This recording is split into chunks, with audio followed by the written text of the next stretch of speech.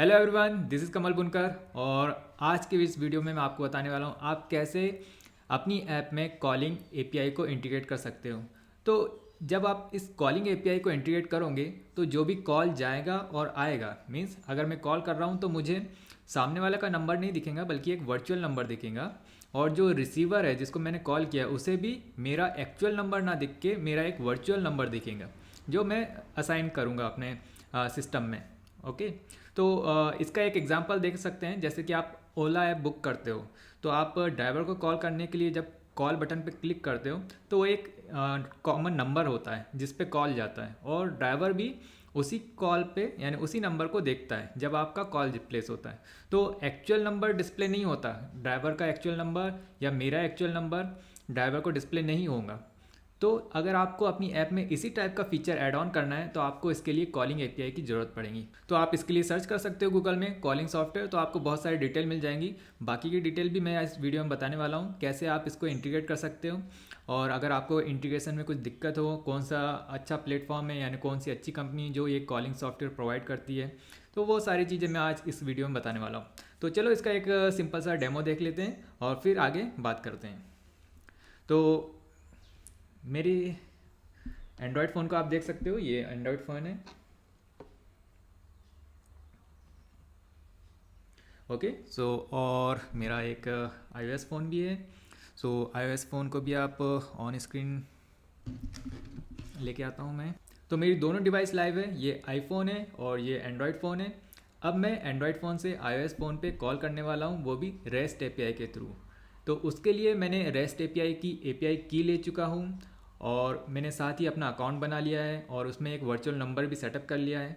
तो अब सिर्फ उस रेस्ट एपीआई को मुझे कॉल करना है। तो ये रेस्ट एपीआई में कहीं से भी कॉल कर सकता हूँ, फ्लटर कोड से, पीएचपी कोड से, जावा कोड से। ठीक है। तो आप इस रेस्ट एपीआई को जहाँ से चाहे वहाँ से कॉल कर लीजिए और ये वर्क करेंगी। तो चलो देखते हैं। तो ये मेरा एक नंबर है जिससे मैं कॉल करने वाला हूँ और ये सेकंड नंबर है, इस पे कॉल जाएगा बट ऑन स्क्रीन सिर्फ यही नंबर डिस्प्ले होगा। ठीक है, 731 वाला।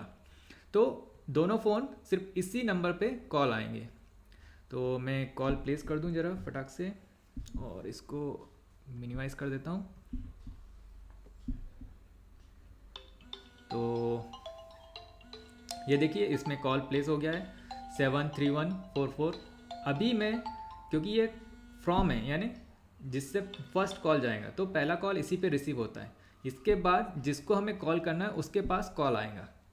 ठीक है। तो बस थोड़ी देर में ओके। सो कॉल आ रहा है ऑन स्क्रीन, ये डिस्प्ले नहीं आ रहा, ये क्विक टाइम प्लेयर है बट इसके लिए मैं आपको दिखा दूंगा। ठीक है। तो अभी मैं इस कॉल को उठा लेता हूँ।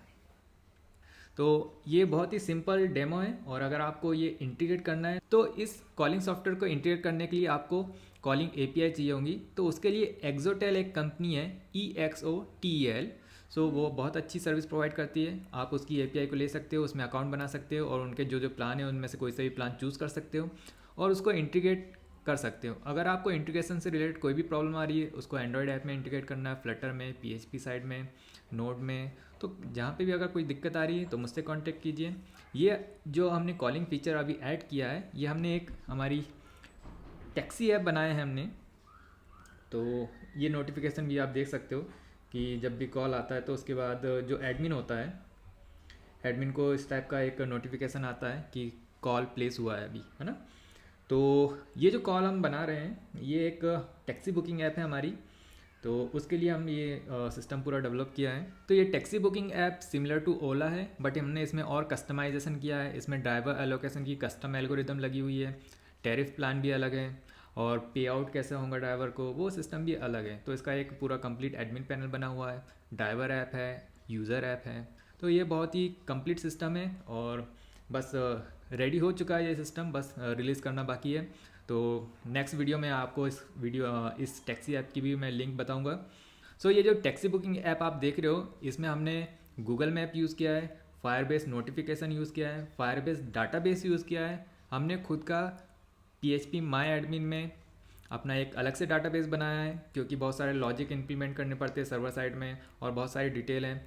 तो हमने अभी फ़िलहाल क्लाउड फंक्शन को यूज़ नहीं किया, फायरबेस डाटाबेस तो यूज़ है, साथ ही साथ हमारा PHP माई एडमिन का डाटाबेस भी यूज़ है, और इसमें हमने इंटीग्रेट किया है पेमेंट गेटवे को।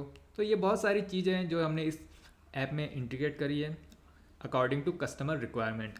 तो अगर आपको भी इस टाइप की कुछ टैक्सी बुकिंग या किसी भी टाइप की कस्टम ऐप चाहिए तो आप हमसे कांटेक्ट कर सकते हैं। सो मुझसे कांटेक्ट करने की डिटेल्स अवेलेबल है डिस्क्रिप्शन में, आप कभी भी मुझसे कांटेक्ट कर सकते हैं। सो सी यू इन नेक्स्ट वीडियो।